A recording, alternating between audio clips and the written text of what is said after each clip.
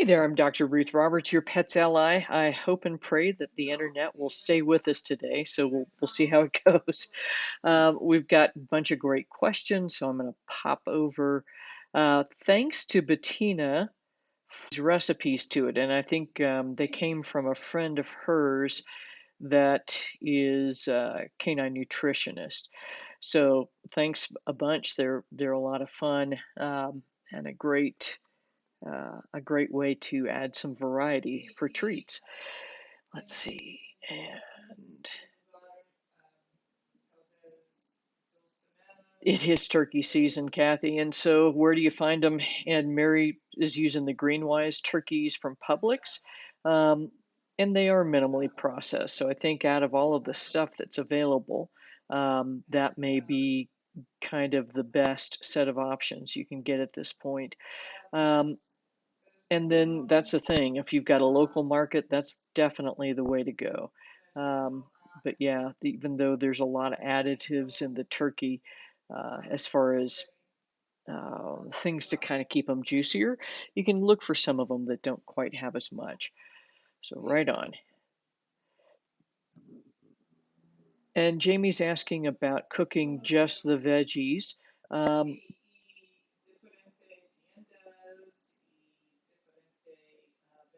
and actually, Jamie, I was just reading about this.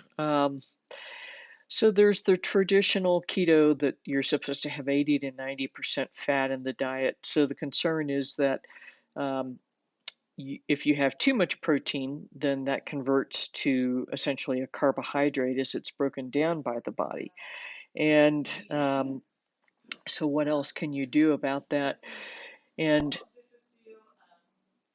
duck and goose are fairly fatty, so I don't think you need to really up the fat so much. But as far as cooking, that's weird though that it's if it's trimmed and is lean. That's very interesting. So, I'm not sure if you're going to have to kind of eyeball it a bit, um, see how he responds to it, and see if that helps. If you feel like you need to add in some more oil, just kind of keep an eye on how he's doing. If you feel like he's doing worse, you can try bumping up the oil to theoretically get him more into ketosis. Um, and then I'm not sure where I got to this needed more veggies, but yeah. So, or that you were asking about veggies. So my brain went a little sideways. So duck and goose is, they cook out pretty lean. So if you've got them trimmed up, and I'm sorry, I'm going to backtrack and go sideways now, then maybe what you need to do is add about another tablespoon to 2 tablespoons of oil to help. And then you could also consider using MCT oil. Um, and using something like a half a teaspoon per meal to help make sure he gets into ketosis. And Donna's asking about her greyhound. And Donna, if your greyhound has had pancreatitis, you might start with a lower amount of fat. I would also not use coconut oil. 6 tablespoons gets us into the domain of 1/3 splits of protein, carbohydrate, and fat.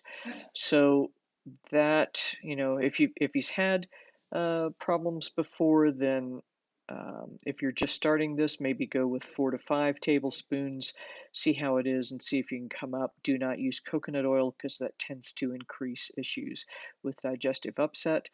And then, bone meal, no, I don't recommend using that. We've had a couple of questions about it recently, but long and short of it is added phosphorus, worse for the kidneys if your pet has early kidney disease, and potential of heavy metal contamination. So to use a calcium citrate, calcium carbonate, something of that nature. And I'm not losing my mind, Jamie. So with the veggies, if you're going to cook them in a roaster or stovetop, I would go, for I think it takes maybe an hour and a half to cook the veggies stovetop by themselves. If you're putting them in the oven, maybe again an hour or something like that. Yeah, and if it's just 2 batches this time, you can adjust it as it goes. Exactly. Um, and with puppies, congratulations, Catherine. This guy is adorable. Um, what's his name? So, Aaron, you're right. You need to bump up the fat and carbs and um, get, keep the weight on him. I'm actually taking a course called Natural Animal Nutrition. And so in large animal, or excuse me, large puppy diets, the deal is keeping the energy content and through fat and carbs up adequate to um, keep the calorie content up. So what you'd want to do is keep him gaining muscle but thin, so that he's not putting too much uh, weight on the joint plates, which will not close till somewhere around 10 to 12 months of age.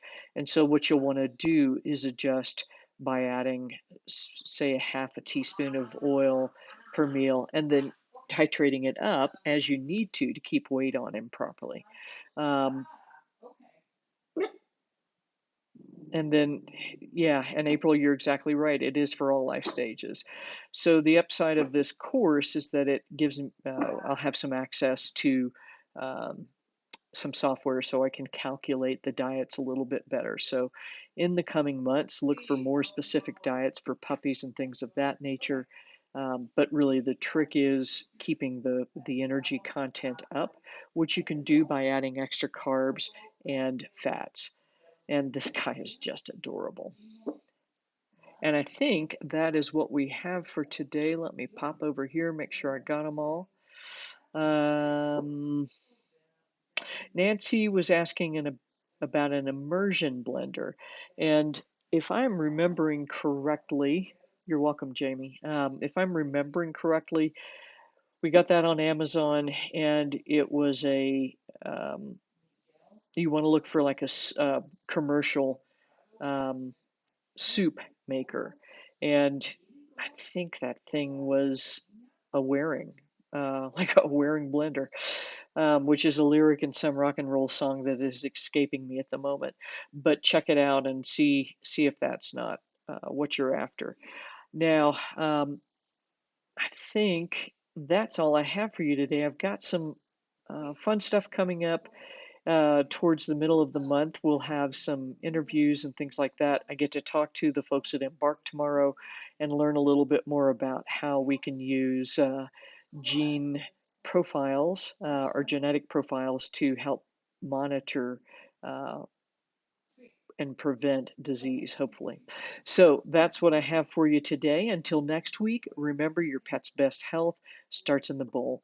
And I hope that you all had a fun and happy Halloween with your pets. Cheers.